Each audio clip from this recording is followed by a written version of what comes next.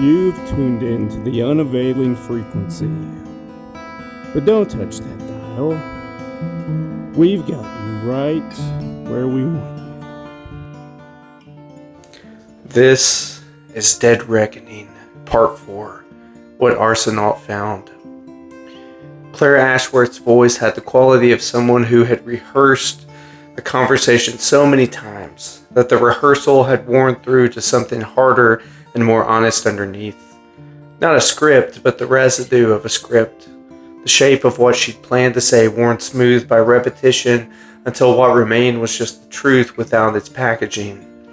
She talked for 40 minutes before I said more than 3 words. I want to cry to relay what she told me in the old order she told it, but the order mattered. She had arranged the information deliberately, the way you arrange a case you're presenting, building from the part the listener can accept toward the part they can't yet. And I think she was right to do it that way, and I want to honor that structure here. She started with the hardware. Claire had been an electrical engineer for 12 years before she bought the Camry. She worked in sensor systems, specifically in the design of low-power receivers for industrial monitoring applications, the kind of sensors that detect heat differentials in manufacturing environments or pressure changes in pipelines. She understood at a level of technical detail that neither Ray nor Phil nor I could access what a modified sensor array inside a consumer GPS unit would look like and what it would require to function. When she disassembled her Navigon carefully and methodically over the course of a weekend at her workbench at home, she found what she expected, but also what she didn't. What she expected was a standard Navigon 7100 motherboard with its factory components. The GPS receiver module, the processor, the display driver, the audio amplifier. Everything a 2009 consumer navigation device would contain in the condition of something that had been manufactured, used, and maintained, but not specifically modified. What she didn't expect was the secondary assembly, and her description of it is one I've turned over so many times since December that I can reconstruct it almost verbatim. It was mounted to the underside of the main board, she said, and the space between the board and the rear housing of the device. It was approximately the size of a deck of playing cards, thinner than the deck, and it was attached with what she recognized as a precision machine standoff, the kind used in aerospace and medical device manufacturing, not in consumer electronics. The workmanship was exceptional, not the workmanship of a hobbyist or a garage engineer, but the workmanship of someone who had done precision manufacturing for a long time, and at a level where the difference between acceptable and perfect mattered a great deal. The assembly had 3 components.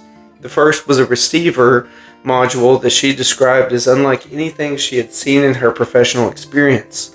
It was clearly designed to receive electromagnetic signals, but its tuning range was outside the standard spectrum used by any civilian communication system she knew of.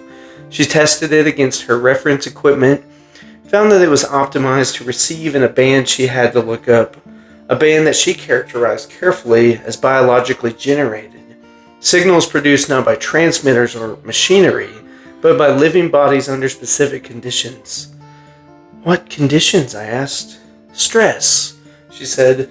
Acute psychological stress, the kind produced by severe injury, severe fear, or, she paused, or proximity to death. The second component was a processor she identified as a signal correlator, a chip designed to take the incoming signal, compare it against a stored reference pattern, and produce an output when the correlation exceeded a threshold. The reference pattern stored in the chip's memory was, she said, extraordinarily complex. Hundreds of parameters, signature unlike any natural or man-made electromagnetic signature she could find in any database. Where does a signal like that come from? I asked. You derive it empirically, she said. You measure, you collect data from many instances or the same phenomenon, and you extract the common elements. The pattern in that chip is the average signature of, she stopped, of whatever the signature is designed to detect, derived from many individual measurements. How many measurements would you need to derive a signature that complex? Well, to get a reliable pattern, hundreds, possibly thousands. She was quiet for a moment. Arsenault spent a long time on this. Whatever he was measuring, he measured it many times over before he had a signature robust enough to build a detector around. I imagine this took years. The third component was a transmitter, small, low-powered, directional, designed to emit in a very narrow beam at extremely short ranges, an inch, maybe 2 inches, not broadcasting into the environment, broadcasting into the interior of the device itself. Into the device? I said. Into the GPS module, she said. The signal correlator detects the biological generated signal, processes it, extracts the location data from the GPS receiver, the actual coordinates of where the signal is strongest, and then the transmitter sends that information to the main processor as a destination. The main processor handles it as a programmed destination and gestures or generates routing instructions. I turn this over in my mind. So the secondary assembly feeds a location to the GPS, and the GPS thinks it's been given a destination by the user? Yes, that's the mechanism. The GPS itself is doing what GPSs do. They're routing to a destination. It thinks the destination came from you. And the camera? The monitoring capability? There was a pause that was longer than the other pauses after I asked this question. Well, this is the part that took me the longest to understand, she said. And the part I want you to stay with me on this because I know how it sounds. I'm staying with you. Okay, the transmitter, the short-range transmitter in the secondary assembly that I found. It's not only sending destination data to the GPS module, it's doing something else at the same time. It's emitting into space around the device, not into the device itself, but outward. And the signal it emits is the same band as the signal it's designed to receive. I thought about this. So it's broadcasting the same type of signal it detects? Yes, exactly. Why would it? I stopped. She picked back up. Because the signal is interactive. It's not passive like radio waves reflecting off surfaces. It's responsive. When you broadcast in this brand into a space occupied by a living body, the body's own biological field interacts with the transmitted signal, and that interaction produces an information-rich echo. An echo that continues enough spatially, and it contains enough data to reconstruct the geometry of the body and its immediate environment. So the sonar analogy that Phil used, not light bouncing off of surfaces, but the signal interacting with the body's own field and returning change, containing the shape of what it had touched. So that's how the structure, how it constructs this image, I asked. Yes, the GPS isn't receiving footage from a camera. It's receiving the echo of a transmitted biological band signal, processing the spatial data, rendering it as video because that's the format the display understands. She paused. You know, the resolution isn't perfect, which is why the footage looks a bit grainy, and the angle isn't determined by a physical lens position. It's determined by the geometry of the echo, which can produce or process to reconstruct the space from multiple virtual viewpoints. So that's why Ray's camera sometimes appears from outside the vehicle. Yes, exactly. If the transmission is strong enough, the echo can reconstruct data from outside the vehicle's interior. The system can render a virtual viewpoint from any position the echo data supports. She was quiet for a moment. Arsenault built a system that doesn't need a camera because the signal itself is the camera. Because the signal talks to the body, and the body talks back, and a conversation contains everything you need to know about the space. I sat with that. The GPS was on the dashboard of the Civic, dark, engine off, floor force down, 20 meters away, broadcasting right now, presumably broadcasting, emitting its narrow signal into the interior of the car, into the empty space where I sat, where I drove, where my body occupied the driver's seat, my hands held the wheel, my face turned to watch the road, talking to the space that I left behind. Claire, I said, what's the signal? What is biologically generated electromagnetic signal that the system detects? Another pause. This was the one I'd been waiting for, to get to the bottom of the arrangement, the one that held the thing she'd been building towards. You know what it is, she said. You already know. You've known it since the first time it woke you up. I thought about 2:17 in the morning. The GPS lit up in the parking lot, the red marker on Laurel Street, the fire that had already started, the smoke moving through a sleeping building. I thought about Marcus in his car on Route 44, his blood sugar falling through the floor, his body producing, in the cold dark of the highway, some signal that carried his own emergency into the air. I thought about what a body does when it's frightened, when it's in pain, when it's on the edge of something irreversible. I thought about Arsenault back in 2006 at a trade show in Springfield, looking for a specific kind of person, patient and urgent, a man who had been waiting a long time. It's distress, I said. Yes, said Claire. The system detects human stress, not mechanical failures, not gas concentrations or electrical faults. The system detects the signal produced by a human body under acute physical or psychological distress. So that's why the fires and the accidents and the gas leaks happen. Because there are people in or near those situations who are frightened or injured or dying, she said. Yes. I pressed the back of my hand against my mouth for a moment.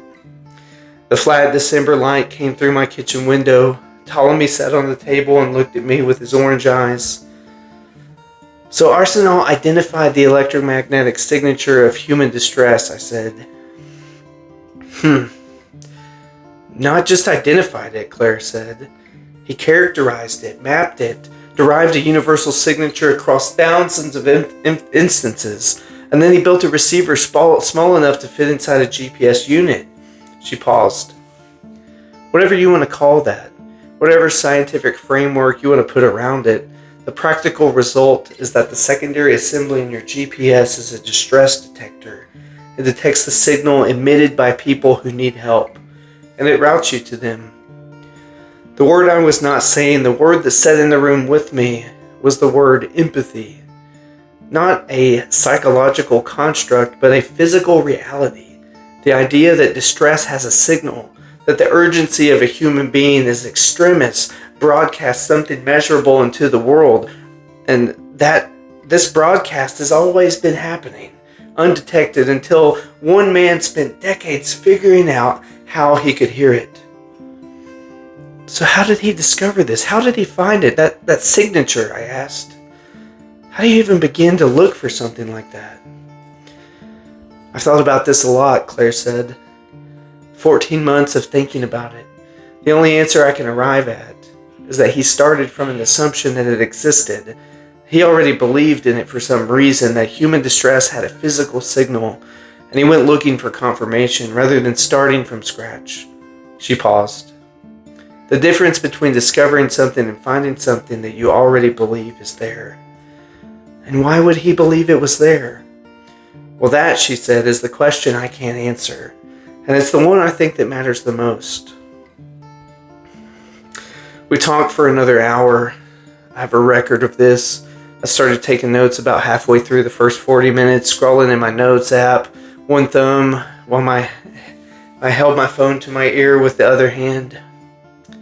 Claire had not stopped using her Navigon. She had reassembled the unit after her analysis and replaced it in her Camry. She had continued following its routes for 14 months, the time she'd been out of contact with Ray. She had not not been avoiding him, she said, because of anything sinister. She'd been avoiding him because she had needed to think, and think was hard. And also managing someone else's reaction to what she was thinking about herself. I should have at least told him I was okay, she said. I know. I feel bad about that. He has been worried about you. I know. Just tell him I'm sorry. She'd followed the GPS through 14 months of routing. She'd kept records more systematic than mine, more systematic than Ray's, records of an engineer applied to human problem. She had documented 47 incidents, the events, the outcomes, her own actions, the apparent outcomes of her presence, 31 cases with identifiable positive outcomes, 11 with no identifiable outcomes, either way at all. 5 cases that she classified separately under a heading she had titled anomalous. What are these anomalous cases, I asked. She was quiet for a moment. The GPS routed me to locations where there were no incidents, no accidents, no fire, no medical event, no structural failure, no crime in progress, nothing I could identify as a threshold event. So like my Albany direction, I said, the one that led me nowhere. No, she said, the Albany Avenue type is probably a near miss, an event that was building and then didn't occur, or an event that you prevented by your own arrival. My anomalous cases are different. I went to locations, I spent time at them. I looked, there was genuinely nothing there. Then why did the GPS even send you there? Because of what there was instead, she said. In 4 or 5 of the anomalous cases, there was a person at that location who did not appear to be in physical distress. No injury, no emergency, no acute danger, but a person who was, she searched for the word, experiencing something not physical, something the GPS apparently reads as signal worthy. I thought about that signature. Thousands of instances, a universal pattern for acute distress. So you're saying that it detects psychological distress too? I'm saying it doesn't appear to distinguish between the physical and psychological, she said. Or maybe it's more accurate to say that the signature it detects doesn't respect the distinction. The body doesn't draw a hard line between the two. Extreme physical states, psychological states, and these signals that they emit, fear, grief, despair, these are not purely mental experiences. They're whole body experiences. They produce measurable physical changes. I thought about a person sitting somewhere not injured, not in danger, but in the specific extremity of a grief, a despair that had moved past the manageable and into something critical, a threshold event of a different kind. What did you do, I asked, in those cases, when you got there and you found someone in psychological distress? Well, the first time I didn't understand what I was there for and I drove away. The second time I recognized the pattern and I sat in my car for 20 minutes trying to decide what to do, and then I did nothing. I drove away, and that... She stopped. Her voice had shifted slightly. That's the one I regret. What happened? Well, nothing happened to the person that night as far as I know, but I've thought about that night many times, and I believe that if I'd simply gotten out of the car, if I'd simply been present, it would have mattered. That sometimes being present is the action. You don't have to have a tool or a skill. You just have to be there for somebody. I thought about Ray's boy by the driveway, the horn, the truck stopping. You didn't have to be a paramedic. You don't have to be a firefighter. You don't have to be anything. You just have to be there. So the 3rd, 4th, and 5th anomalous cases, I said, what did you do on those? Well, I got out of the car, she said simply. And? A pause. And it was enough. Each time in different ways it was enough. She was quiet for a moment. The GPS detects distress. It doesn't discriminate between the kinds of distress. It puts us where the distress is and it trusts us to figure out what's needed. Another pause. Which is an enormous amount of trust for a machine to extend to a person. It's not a machine that's extending the trust, I said. No, she agreed. We know who it is. It's Arsenault. I told Ray that night. All of it. Claire's analysis, the biologically generated signal, the distress signature, the psychological anomalies. I told him on the phone, sitting cross-legged on my Murphy bed. He listened without interrupting the way he always did. And when I finished, there was a silence that lasted long enough that I thought the call may have dropped. But then he said, "The boy in the driveway." "Yeah?" "He wasn't in any physical danger yet. The truck was still all the way around the corner." So the GPS detected wasn't about the truck, it was about him. His body was registering something before the danger was visible, before his conscious mind had processed the situation. Wow. Another long pause. "A child's body may know something dangerous is coming. The nervous system reads it before our eyes do, and the GPS reads the nervous system." "Yeah?" I heard him breathe. I know." "How many people?" he said. "Every day in a 5-mile radius, how many people are producing that signal?" I had thought about this since Claire's call, and had deliberately chosen not to follow the thought to its correlation, to its conclusion. The GPS filtered. The correlator chip matched against the derived signature. Not just any distress, but distress above a certain threshold, a certain intensity. Otherwise, we'd be driving constantly. The GPS was quiet most of the time. It was selective. But selective was a relative term. How many people and how many cars and how many cities with how many modified units over how many years had Arsenault planned for this to operate? "He made 17 units," I said, "that Gerald knew of. And Gerald was one seller. Arsenault might have placed units in other cars, through other channels, through other people like Gerald. Yeah, that's true. In other states, other regions. Yeah, that's all possible." Ray was quiet again. "He built a network," he said. "Not just a device. A distributed network of receivers and responders operating without central coordination, without any infrastructure. Just cars on roads routing to distress. A network designed to disappear into ordinary life." "Yeah? Why? Why not just patent the technology? Give it to emergency services. Build a proper detection system. Why cars? Why us? Ordinary people?" And I had no answer to this. Not a certain answer, more like the shape of an answer, arrived at from the accumulated material of the past weeks. Phil's letter, Gerald's letter, Arsenault's description of the buyers he wanted, people who are between things. They pay attention differently. They're more available. "Because emergency services may be reactive," I said. "They respond when they're called. The whole point of the threshold detection is that the signal appears before the event, before the call is made, before someone dials 911, before anyone knows to ask for help. In that gap between the threshold and the emergency, emergency services are useless. They don't exist yet for that situation. The only thing that can exist is that gap. And it's someone who's already in motion. Cars," Ray said.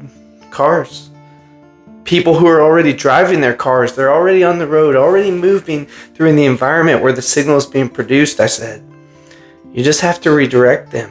Small course corrections. You don't have to build a new infrastructure. You use one that already exists." I thought about the words again. I can put a person in the right place. What they do when they're there is the part I can't build. The infrastructure was already there. Millions of cars on the road, millions of people in motion, passing within 5 miles of someone who needed help at some point every single day. The gap between distress and response was not a technological gap. It was a direction gap. People in motion, passing close, not knowing to stop. The Navigon told them to stop. "It's elegant," Ray said. And there's something in the way he said it, a reluctant response almost, that I recognized because I felt it too. The elegance of a solution that worked with what existed rather than demanding something new. The elegance of a man who had spent decades thinking about a problem and had arrived eventually at the simplest possible answer. So did Claire say anything about Arsenault himself? Ray asked. Who is he? Where is he now? No, I said. She said the same information we have. A name, a description from Gerald's letter, a trade show up in Springfield in 2006. I paused. She's been trying to find him for 14 months. Has she found anything? She said she'd tell me when we meet in person. She wants to meet both of us. She said that. She wants to tell us together. Ray was quiet for a moment. When? She suggests New Year's, I said, at Colt Park. Of course, Colt Park, he said, and in his voice was the dark, tired humor of someone who's accepted that his life now includes regular schedules of meetings with strangers in a park by the river to discuss an impossible technology built by an unknown engineer. Fine. New Year's. The last week of December was quiet. The GPS routed me twice, once to a fender bender on Farmington Avenue where I called 911 and waited until the ambulance arrived for a driver who'd hit her head on the steering wheel, and once in a residential area in Blue Hills while a man was found sitting on his front steps at 11 at night in the cold winter without a coat on, and he was just staring at nothing. This was my first psychological anomaly. I need to describe it carefully here, because it was different from everything else that had come before it. Different in a way that I'm still processing even months later, in a way that's changed how I think about what I'm doing and why. I drove to the street because the GPS told me to. I arrived to find no emergency, no visible crisis, just a residential block at 11 p.m. and a man on his steps. I drove past slowly, the way you drive when you're looking for something you haven't found yet. I went around the block, I came back. He was still there. Still without a coat on. The temperature was 24 degrees. I pulled up across the street and turned off my headlights and I sat for a moment. The GPS was quiet. It said, "You have arrived at your destination." And then it went silent, which is normal behavior, but the silence felt different because there was nothing to do. No mechanical task to perform, no call to make. Claire's words were simple and apply here. Sometimes being present is the action. So I got out of the car, I walked across the street. He didn't look up until I was on the sidewalk in front of his steps, which told me something about how deep inside himself he was. He looked up. He was maybe 50, heavy-set, his face of someone who had been crying recently and had stopped and was now on the afterwards of crying, which is his own specific place to be in. He looked at me with the complete blankness of a person who has no remaining capacity for surprise. "Hey," I said. "Hey." "It's pretty cold out here." He looked around as though he'd forgotten the temperature, as though his body had stopped reporting it. "Yeah," he said. I sat down on the step below him, not next to him, below. So I was looking up. The position was deliberately smaller. I put my elbows on my knees. "You don't have to talk to me," I said. "I can just sit here for a minute." He looked at me for a long time, the look of a man deciding something. "My son called after 3 years of not calling." He didn't say anything else for a while. I didn't say anything either.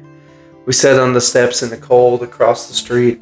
One house had Christmas lights still up, the white-only kind, and the bushes blinking on and off in a slow, random pattern. The bare trees were visible against the lighter dark of the sky. After a while, he said, "He wanted money." "I'm sorry," I said. "He's in trouble."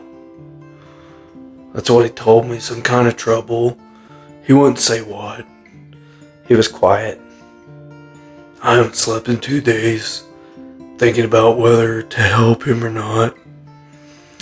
I thought about the distress signal, about a man who'd been awake for 2 days with the specific anguish of a parent trying to decide something impossible, about what it takes for a body to produce a signal that's detectable from only 5 miles away. Not an injury, not a burning building, but the simple, sustained extremity of not knowing what to do about your child. We sat for a little while longer. Eventually, I said, "What did your gut tell you?" He looked at me. "What do you mean?" "Not your head, not what makes sense, but what is the part of you that doesn't think? What does it tell you?" He was quiet for a long time. "That he's in real trouble. That it's not just money trouble, that He stopped. "I haven't talked to him in 3 years. I don't even know who he is now." "But you know something?" I said. "Parents usually know something."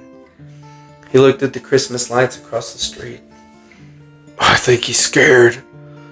Whatever he needs the money for, I think he's scared. He called me because he didn't have anyone else to talk to." He paused. "Which means I'm still..." He stopped again. "Yeah," I said. He turned and looked at me. Really looked at me for the first time. "Who even are you?"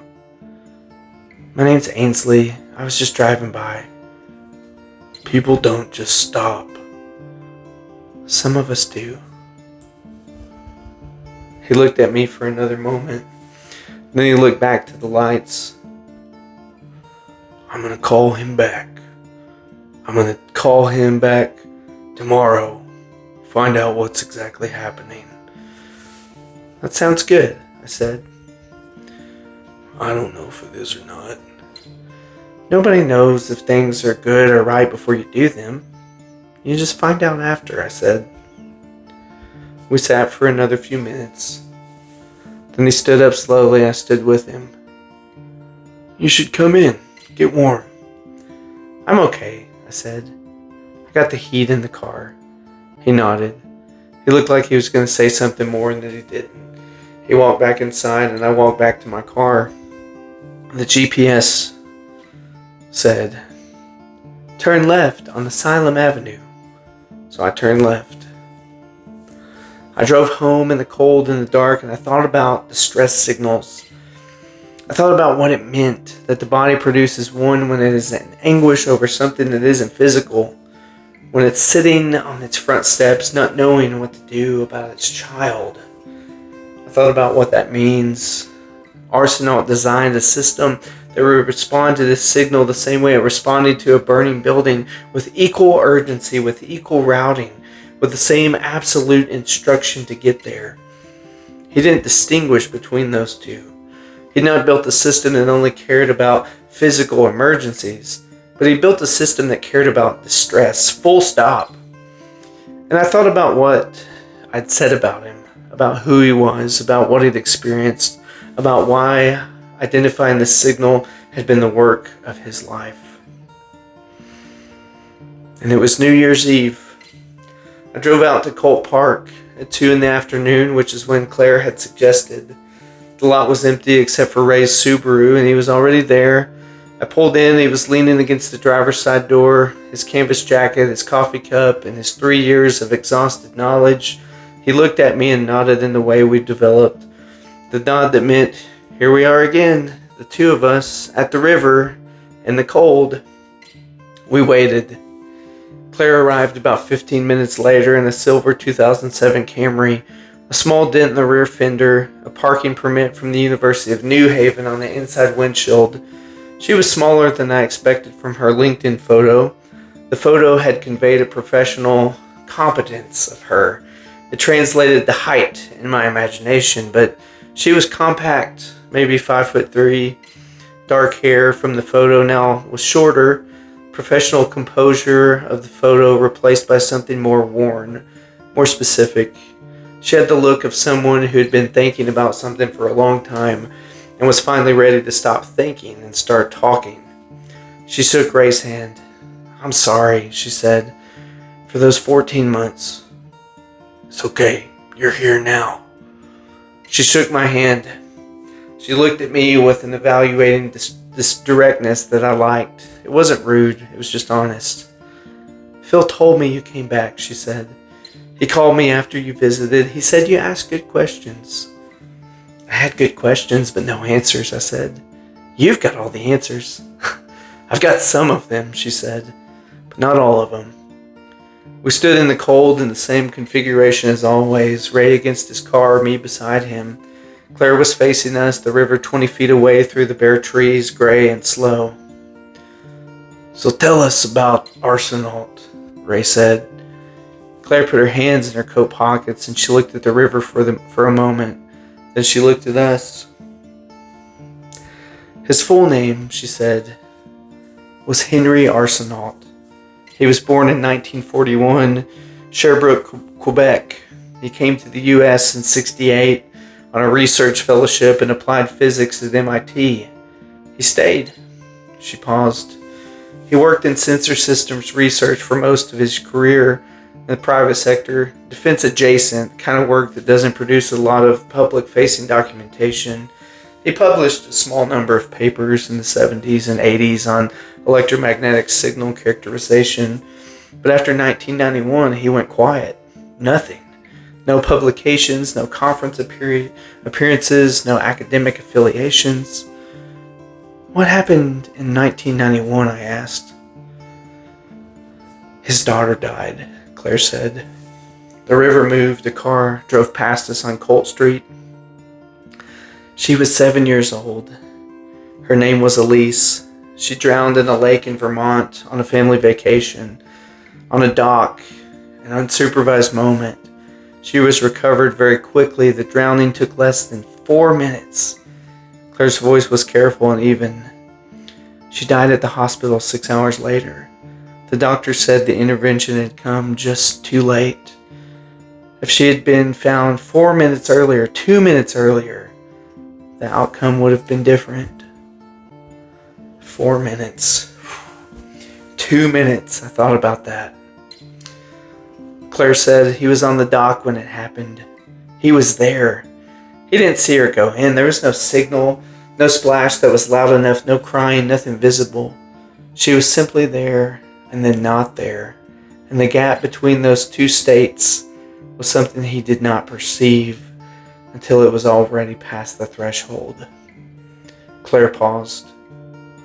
After the funeral, he left MIT and went private. He spent the next 15 years on doing nothing but figuring out this detection problem.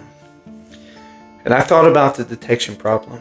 After 15 years of a man asking, what signal does a body in extremis produce? What can be measured, characterized, reliably detected, so that the next time a small person crosses a threshold, somebody nearby will know before it's too late. Claire spoke again. He identified the signature back in 2006. That's when he met Gerald Fitch. He thought the previous year building the first detection units and field testing them.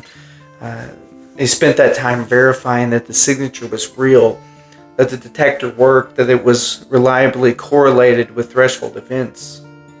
By 2006, he was already 65 years old. He'd spent 15 years on this. He thought he wasn't going to live to see it fully deployed, and he knew that. So he went out and recruited. Ray spoke up. Yeah, he recruited Gerald Fitch and presumably others, Claire said. People who could place the units in cars, get them out into the field, keep the network running until after he was gone. Henry Arsenault died in 2013 quietly. No obituary I could find. He had no family left. No institutional affiliations. I found the death certificate through the Massachusetts Vital Records. It was filed in Cambridge. She looked at us both. He died knowing the network existed, but not knowing if it worked. He died having built something and having trusted it to people that he'd barely met. After she said this, I thought about Phil Kalowski and his down vest and his yup. About Gerald Fitch's letter, his careful, approximate description of a technology he only partly understood, and about a man named Henry Arsenault, who had identified the signal that human distress produces and had spent 15 years building a way to hear it. because his daughter had gone into the water without making a sound that he could hear. I was not going to say anything about this, and I found that I'd stopped looking at the river for a moment. "The camera," Ray said after a moment. His voice was slightly rough. "Did he design it as some kind of threat? To scare us into compliance?" "Well, I asked myself the same question for a long time," Claire said. "And I don't think so. I think the monitoring capability of the emitted signal that returns the spatial echo was originally designed for a different purpose altogether. I think he wanted the detector to be able to confirm that the driver was in the vehicle, alert and responsive. A presence check. And then somewhere in the development, it became also a deterrent, a way to demonstrate to the driver that the system is real and it wasn't a malfunction. Something was genuinely aware of them and genuinely asking them to go where it was sending them." "Awareness," I said. "He wanted us to understand something was aware of us." "Yeah," she said. "He wanted us to take it seriously. He was 65 years old and he had 15 years of work, a new network of used car salesmen. He couldn't compel us. He could only build something that made us feel viscerally that the stakes were real." And the stakes were real, I thought. Marcus on Route 44, the man on his steps, the child that Ray had never met, who was alive because a plumber from Meridian had honked his horn on a Tuesday in October. "The network," I said. "The coordination between units. Did he design that?" "He designed it," Claire said. "The units communicate in the same band they broadcast, short range, a few hundred feet, but they can relay through each other the way a mesh network relays through nodes. When you're close enough to another unit, you share the state, the destination data, the routing status, the presence confirmation. Effectively," she said, "the units know when another unit is already responding to a signal. That's how your GPS signal knew Ray's had been called off, and how his GPS knew you'd arrived. The network distributes the response load. Multiple units in range of the same signal. It prioritizes, it routes one, it releases others. And when no unit is in range, then no one goes," she said. "The system can only work with the assets it has. And sometimes," she paused, "sometimes the nearest unit is just too far away. The signal attenuates with distance. Sometimes it's behold detection threshold before anyone with a Navigon is even in range." "Then no one knows," Ray said. "Yeah, no one knows," Claire agreed. We stood with this, the weight of what it meant. That there were thresholds crossed every day, every hour. The network was too sparse to cover. Events that no modified GPS were close enough to detect. Distress signals that broadcast into empty air and received no answer. "So how many units are there in total?" I asked. "Across all people that Arsenault recruited?" "I spent 14 months on this question," Claire said. "My best estimate, based on the Carfax records that I've been able to examine and the secondhand information I've gathered, is between 40 and 60 units that are currently active in New England. There may be others in other regions. He may have had contacts outside of Connecticut and Massachusetts, but I can't document them." Wow, 40 to 60 units, I thought. 40 to 60 cars moving through New England, carrying their modified GPS units, routing their drivers toward distress. "And ours," I started. "Functional," she said. "Yours are functional. I've checked mine against benchmarks every few months. The secondary assembly is stable. The signature library and the correlator is... Well, this is the last thing I want to tell you about the signature library." "Tell us right now," said Ray. "So the correlator chip," she said, "has a memory component, a writable memory. It can update the signature library based on new measurements. The reference pattern stored in the chip is not fixed, it learns." She looked carefully at both of us. "Every time the detector registers a straw signal, every time we arrive at a threshold event, every time the unit is in proximity to acute distress, the correlator measures the event signal and refines the reference pattern. The library becomes more precise with use. I looked at her. So the longer we drive with these units, the better the units get at detecting distress? Yeah, she said. Arsenault built a system that improves through operation, Ray said. Yeah, he built a system that learned from experience, Claire said, the way that a person learned from experience. The river was very quiet. The bare trees made no sound. And he built empathy, I said. He built a machine version of this empathy, something that gets better at recognizing suffering the more suffering it encounters. Claire looked at me. Something in her expression, not quite grief, not quite admiration, but something that contained both. He built what he'd wished he'd had, she said quietly. Something that would have known that his daughter was in the water. Something that would have told him to look. Something that would have heard her, even when she couldn't make a sound. We stood there at the river for a long time after that, not talking. There wasn't too much to say that didn't need sitting with before it could be spoken. The winter light did its flat, non-committal thing above us. The river ran cold, the dark, toward whatever river runs through. At some point, Ray said, he died in 2013. Which means the network has been running for over a decade without him. Yes, said Claire. And the units are self-improving. Each event refines the detector. Yes. So the network is more capable now than it was when he died, more sensitive, more precise. Oh, significantly more, she said. If my unit's improvement is representative, yeah. Ray looked at the river. He built something that outlived him and just keeps getting better. Without anyone ever seeing it. Without anyone maintaining it. It's running. That's crazy. Yeah, it's running, Claire agreed. And she stopped. And I spoke in, we're the maintenance. Yeah, you're the maintenance. You're also the point, she said. You're the thing it's all for. The detection is worthless without a response or a responder. And she looked at both of us.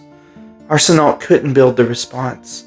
He could build everything up to the edge of it, but then it required a person. It required someone to step up, to get out of their comfort zone and to get out of the car. And I thought about all the times that I had stayed in my car. The first Laurel Street direction turned down without a thought. The Route 44 night, gripping the wheel and refusing. The night it woke me and I stood at the window and I looked at that red marker and then I went back to bed. I thought about Marcus. So what happens now? Ray asked. Claire shrugged. A small specific shrug. The shrug of someone who's accepted a large uncertainty. I guess we just keep driving, she said. I drove home from Colt Park on the first day of the new year, technically. The clock had passed midnight while I was sleeping, sat in my apartment, looked at the parking lot through the kitchen window. The GPS screen glowed its quiet blue glow in the dark. I had been before October, a person who took the bus, who ate the same lunch 4 days out of 5, who had a cat named Ptolemy, a degree on a wall that she no longer had access to, and a life that was, by her own assessment, unremarkable in every dimension. But I was not that person now. I did not know exactly what kind of person I was instead, but I knew that the dimensions had changed, that unremarkable no longer applied in the way in which it had, that I was carrying something that Henry Arsenault had built, and Gerald Fitch had passed on, and Phil Kalowski had delivered to me in October, and which was, despite everything, despite the fear and the impossible camera and nights woken and dark roads and broken windows and strangers' cars on Route 44, not a burden anymore. This wasn't a burden. It was the opposite of that. I felt direction and purpose. I had been a person who was between things, as Phil Seller had said. People who were between things pay attention differently. They're more available. I thought about Henry Arsenault's daughter going into the water in Vermont in 1991. I thought about 4 minutes and 6 hours of a man standing on a dock who didn't hear a splash. I thought about 15 years of work and a trade show in Springfield and a chain of trust extended from one ordinary person to the next. From Gerald to Phil to me, each of us only partially understanding what we've been given, each of us doing what we could with our partial understanding. My GPS was quiet that night. The night was quiet. Ptolemy sat on the kitchen floor and looked at me with his round orange cat eyes, and he was patient as always. My phone buzzed. It was a text from Claire. There's something else, something I didn't say at the park. I need you to see it. Can you come to New Haven? I looked at it for a moment and then I typed, when? Her reply was, soon, before the next time I route you somewhere you're not ready for. I put the phone down and I looked at the GPS screen through the window. It was blue and steady. So before the next time it routes you somewhere you're not ready for. I thought about those words. There was something that she hadn't said at the park. Something she'd held back. Not from reluctance, I thought. Not from the same reluctance that had kept her quiet for 14 months, but from something else. From the recognition that there's an order to things. That you have to walk a person to the edge before you show them what's over it. I'd been walking to the edge. I understood the system. I understood Arsenault and Gerald and Phil and the signal and the network and the learning detector that got better at hearing distress the more distress it heard. But what was over the edge? I sat with this question for the remaining hours of New Year's night. Ptolemy moved from the floor to the table to the Murphy bed. The GPS glowed in the parking lot. The city made its low, constant sound. When I finally fell asleep, I dreamt of a lake in Vermont, still and dark, reflecting a sky so full of stars it looked like a second lake above the first. And in the dream, there was no one in the water. In the dream, the dock was empty, and the night was warm, and the stars made their slow rotation, and everything was fine. I knew, even in the dream, that I was only dreaming this because of what Arsenault had built, that somewhere in the real dark, there was a signal, and the signal was already moving.